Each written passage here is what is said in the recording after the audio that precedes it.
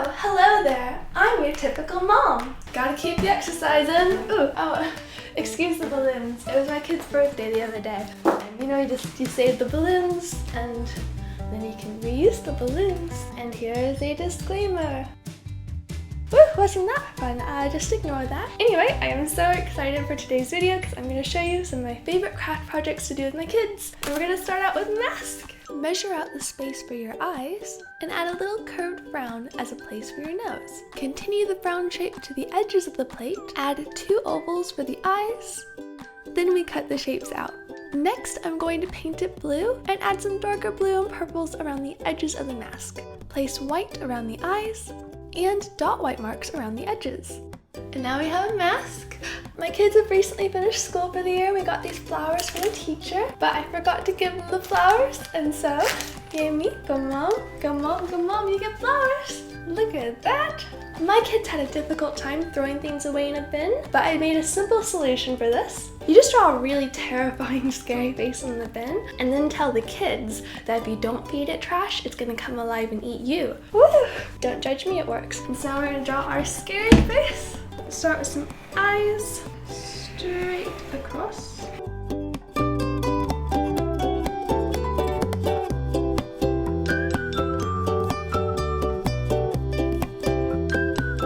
I'm gonna add some little stress lines. Yay, good. I just want to remind you guys that I'm just your typical mom. Also, if I have a bit of a lisp, it's because I'm doing Invisalign to make my teeth perfect, because everything should be perfect. Good. And now we go on to some popsicle handprints. For this next one, you'll need a pair of scissors and some origami paper. Pick out 2 sheets of the paper that match, and then trace your left hand on one of the sheets and your right hand on the other. Cut them out. Then, using 2 popsicle sticks and a hot glue gun, glue the paper hands to the first stick, and then put a strip of glue across the whole stick, and add the other popsicle stick on top. Use pipe cleaners to make little antennas, and add a happy little face. You could have a nice little memory of your kids' hands. I already used my kids' hands, but I've used my hands. Look at that, look at the butterfly, look at the butterfly. I'm being Rachel from Friends because Rachel's my favorite mom. You just do you. I love you. Cut up some paper and have your kids draw on smaller sheets.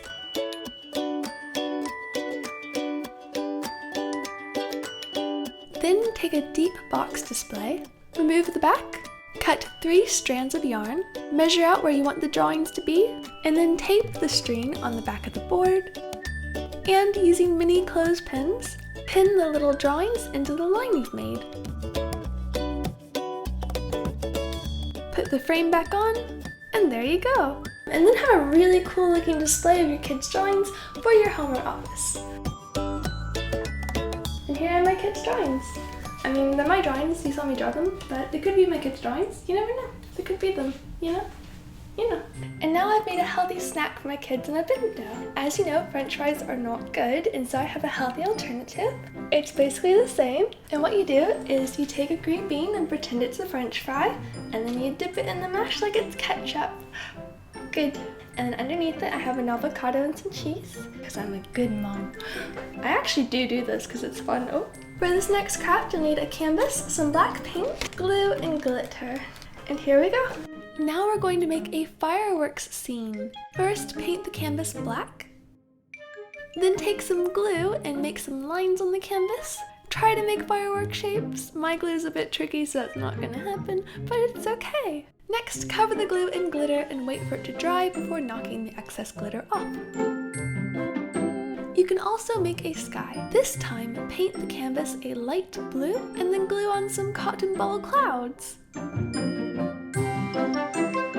You can then have your kids draw some birds in the sky or Mary Poppins. Everyone loves the Mary Poppins. So we have a magical night and day. Isn't that fun?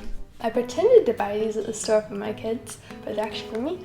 My kids don't even know I have these. Now I'm gonna have a protein shake for lunch because that's all I have time for, and let's get going. Woo! I am going to cut a little slit here and then cut a circle all the way around. So you should have something that looks like this. Then we grab some tape and yarn. To start out, tape together the cut edges and then space out 6 dots evenly around the plate. Cut a few feet of yarn, line it up with one of the dots, and tie off the end. Then pull it to the next dot on the plate and tie it around there, and continue this all the way around the plate until you get back to the original dot.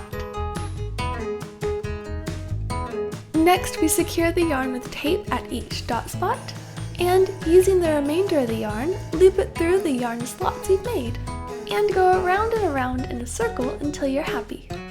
Tie it off in the center. Next, cut 5 pieces of yarn at varying lengths, tape each of them along the same edge of the plate, and finally tie a pom-pom to the end of each piece of yarn. And now we have a dream catcher and a mask. This paper plate dream catcher, it looks quite nice, doesn't it? Rather than having your kids play with slime, which gets into walls and carpets, and although your kid will say they'll play with it just outside, they're not gonna do that.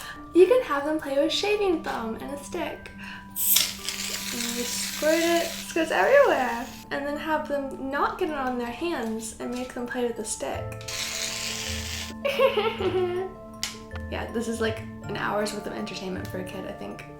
It's an hour's worth of entertainment for me. Oh my god, do I stick my hands into it? Forget the stick. This is like 10 times better than slime.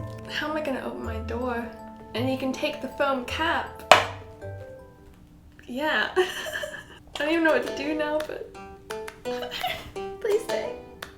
Oh, I did it. Way better than slime. Totally less messy. And lastly, I'm gonna teach you a seasonal activity for your kids. For this, you paint the same-ish tree on 4 separate canvases. You save the canvases for later, and at the start of each new season, you bring out one of the trees and you have your kid paint some leaves on it that reflect the season. So starting with spring, we'll do some springtime colors and dots. So some pale pinks, some pale yellow, and some pale greens. Next comes summer, and we do some darker green here. After that is autumn, so we'll do oranges and reds and yellows. And, oh crap. So just dot some blue and pretend it's snow. Do do do do, it's snow day.